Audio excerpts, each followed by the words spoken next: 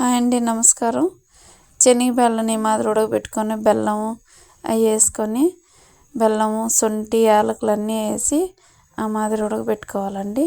ఉడకబెట్టిన తర్వాత ఈ మాదిరి గ్రైండర్కి వేసుకోవాలి. గ్రైండర్ మెత్తగా వేసుకున్న తర్వాత ఈ మాదిరి పిండి జల్లి పెట్టుకొని అంత లూజ్గా లేకుండా అంత గట్టిగా లేకుండా కలుపుకోవాలండి. కలుపుకొని ఒక బాగా ఆ మాదిరి నీళ్ళు వేసుకుంటూ కలుపుకుంటూ ముద్దగా ఆ మాదిరి వచ్చిందాకా కలుపుకొని ఒక 20 నిమిషాలు పక్కన పెట్టేయాలండి. ఆ పిండిని పక్కన పెట్టేసిన తర్వాత ఈ మాదిరి జీడిపప్పు కొంచెం బాదం పప్పు ఆ మాదిరి వేడిగా వేయించుకొని అవి చల్లారనిచ్చిన తర్వాత మిక్సీకి మాదిరి పొడి చేసుకోవాలండి. పొడిని పెనంలో నెయ్యి వేసుకొని ఆ నేతిలో ఈ పొడి వేసి వేయించేయాలండి. బాగా వేగిన తర్వాత దోరగా వేగిన తర్వాత సిమ్లో పెట్టుకొని వేయించుకోవాలి. బాగా వేగిన తర్వాత ఈ పూర్ణాన్ని కూడా తీసి దాంట్లోనే వేయాలండి.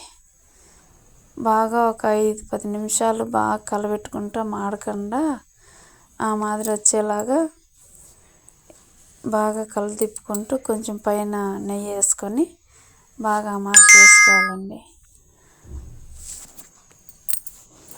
మాడుతూ ఉంటుంది, సిమ్లో పెట్టుకొని మనం తిప్పుకుంటూ ఉండాలి.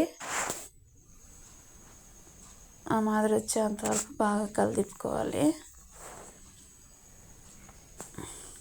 చాలా టేస్టీగా ఉంటాయండి. ఆ మాదిరి మనం ప్రెస్ చేసి ఆ మాదిరి అవుతూ ఉండాలి. చిన్న చిన్న బౌల్స్ లాగా చేసుకొని చిన్న చిన్న పూరీలు రుద్దుకొని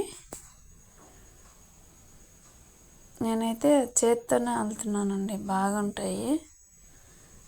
అల్లుకొని ఆ మాదిరి అన్నీ రుద్దుకొని ఆ మాదిరిగా అల్లుకోవాలండి. అన్నీ ఆ మాదిరిగా ఆరబెట్టేయాలి. ఇవన్నీ ఒక అర్ధగంట సేపు ఫ్యాన్ గాలి కిందకన్నా బాగా అటు ఇటు తిప్పుతూ ఒక అర్ధగంట ఆరనిచ్చినామంటే చూడండి, ట్రై చేయండి. అందరూ చూసి వెళ్ళిపోతున్నారే కానీ సబ్స్క్రైబ్ చేసుకోవడం లేదు. లైక్ చేసి సబ్స్క్రైబ్ చేసుకోవచ్చు కదా. ఒక్కసారి నా వంటలు ట్రై చేసి చూడండి. పిల్లలకు పెట్టాను, పిల్లలు బాగా టేస్టీగా ఉందన్నారు. థ్యాంక్ యూ వెరీ మచ్ అండి.